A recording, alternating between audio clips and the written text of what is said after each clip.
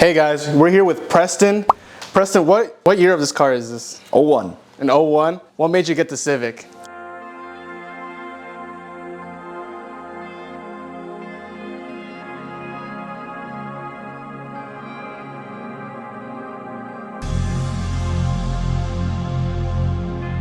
To be honest, it wasn't even the car I wanted to buy at the time. I was supposed to buy, it was a 2000 Civic hatch that I ended up actually buying about 10 years later after the fact. I wanted that one originally, but it was a little outside of my price range at the time. I've had this thing since '09. So back then I was looking for something a little cheaper, easier to get into. My dad was the body shop manager for Vernite at the time at that location, and this was one of their loaner cars. It was a gold automatic, like didn't have anything special to it, but it was $1,000, and he gave me the option if we were to buy it. I could paint it whatever color we wanted. It had a little front end damage, so we had some work to do on that. At the time, it just kind of fell into my lap, and I've fallen in love with what it is. It was pretty hideous when you started, didn't have anything really going for it at the time. What made you build the car? So my brother and a group of his friends were all big into the older Hondas at the time, and back when I bought it, that's when the Kswapped was starting to become more of a thing. So a buddy of his like, hey, you should really look into doing the K24, K20 swap. And then I found a stock Accord motor down in Omaha for $300, and it's like, well, that's a great way to start. It made 160 horse at the time, but it was an absolute blast.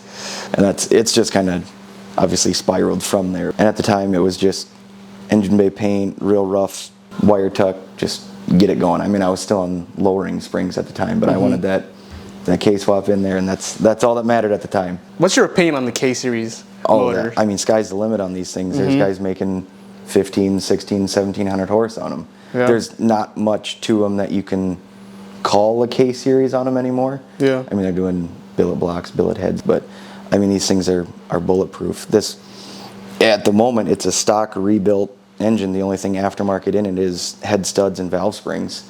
And I'm very comfortably making 500 horse. They low boost. They do. They flow real well. Now, you did the K-swap, right? Yep. And the people that want to do K-swaps, how much would you think is like the starting price just to K-swap your Honda?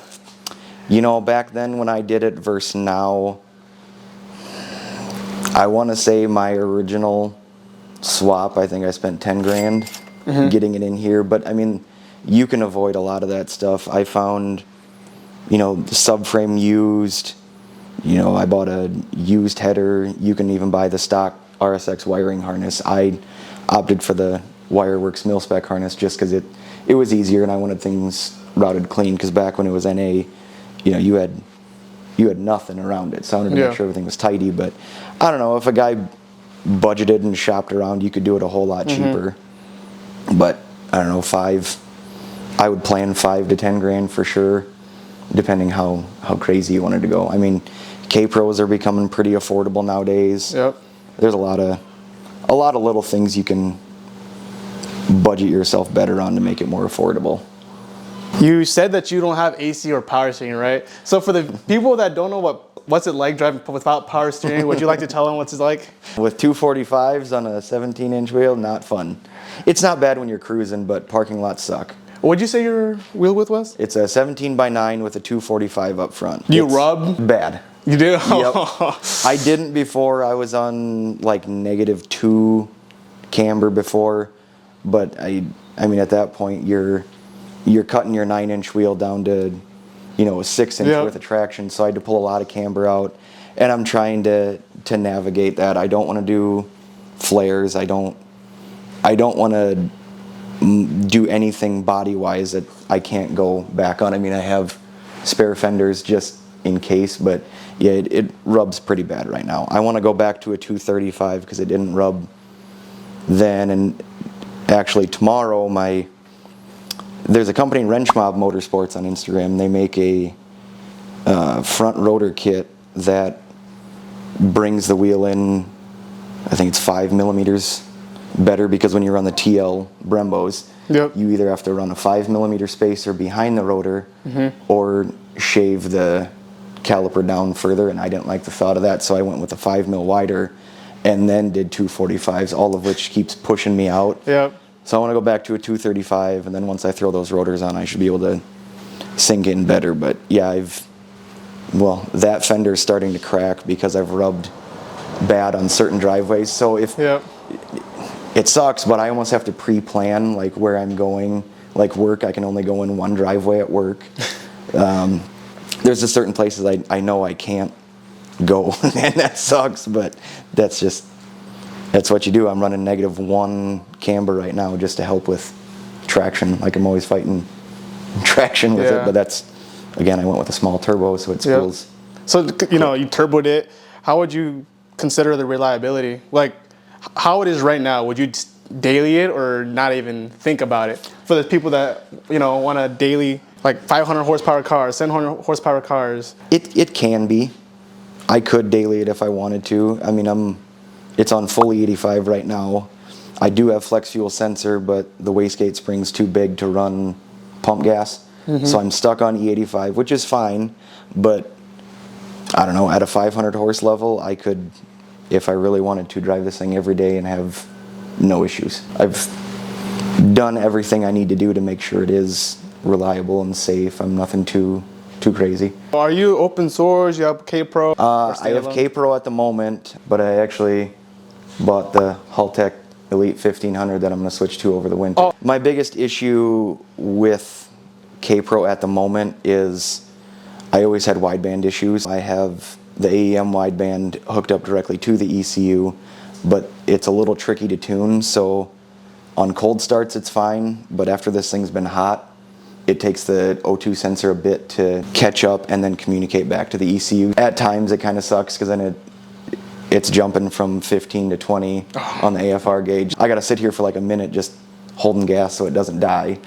Haltech's got a bunch of cool features that I am very excited to dive into. I just wanted a little bit better, not that K-Pro's not reliable, I just wanted a little bit better reliability. I can add, countless sensors to this thing to be able to monitor what I want if I choose to with that Haltech. So I know that's the best way to go, so that's kind of my plan.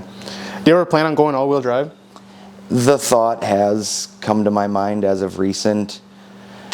The part that I'm not willing to jump into for it is on this chassis in particular, unlike the EGs, EKs, we don't technically have an exhaust tunnel, so you can't run the drive shaft through that. So you have to cut like the back 2 feet of your center console, raise that up.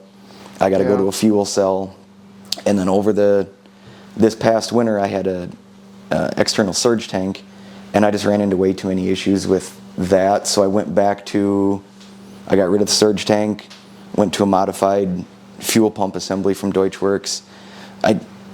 There again, I'm trying to go back to what I know is reliable and what will work. So I don't love the thought of having to do a fuel cell. I could make the center console stuff work. Like there's guys that have done it cleanly, but honestly, it all comes down to the fuel cell, an external pump, the external filter, just more things that can go wrong that I will have to add into, yearly maintenance that I don't want to do right now. But it constantly is in the back of my mind. But then I know that's a slippery slope in itself too. Yeah. Because then you got, a transfer case, viscous coupler, you got the rear diff, the drive shaft. Like, I'm not one that I can't just throw a stock part in and know that it's going to be good. I want to build it for that reliability. Well, with that building comes all the cost, and I see all of that cost. I mean, you're, 10 grand into it just getting started, and that's not building anything. Oh, yeah. I mean, that maybe someday, but I don't, at this present moment, no. I'll figure out the front wheel drive thing and make it work. Yeah. What would you consider as like okay things to, cheap out on and things you shouldn't cheap out on? I'd say wiring harness, I don't want to say you can cheap out on, but like I mentioned, you can do the stock RSX wire harness. I mean, you can get those for a couple $100 nowadays. Make sure it's a good wiring harness. I've seen a lot of Chinese companies, the old Temu wire harness. Every day on Facebook I see somebody like, will this work? And it's like, why?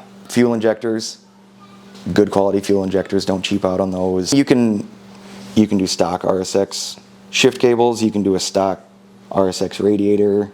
I mean, all those things will work. You can do a cheap header. If you're going under, a certain horsepower level that you're at, you don't need to buy a nice off-the-shelf, custom-made to you header. You can, I'll say, cheap out on those things, but if a guy's wanting to make 400 or 500 horse NA, that's when you splurge. You can find used, you can find aftermarket cheaper. I splurged where I wanted to. I don't think there was anything on this that I cheaped out on. I bought cheaper stuff in the beginning and then realized why did I save a little bit now, knowing I'm gonna just buy it down the road anyways. Buy once, cry once is a phrase I've stuck by for a while now. And considering the car's front wheel drive, Yep. what's your opinion on front wheel drive? It can work. It's just all about fine tuning and tweaking it. I mean, you can run weight plates in the front to help. It's on boost by gear right now, so I know with my size turbo, I have less boost first, second, a little bit more third.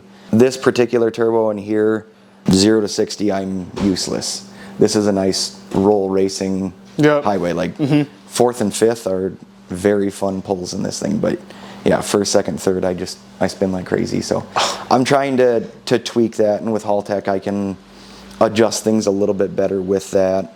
I'm figuring out where I don't have a bumper support right now, so I'm trying to figure out how I can fill my bumper support with like 75 pounds of weight to help hang more weight over the front. That was also the reason I went to a 245, just trying to constantly tweak things. But no, nowadays with how widely popular the all-wheel drive is, front-wheel drive gets dogged on pretty bad. Yeah, all that spinning. Yep, spinning ain't winning. Exactly.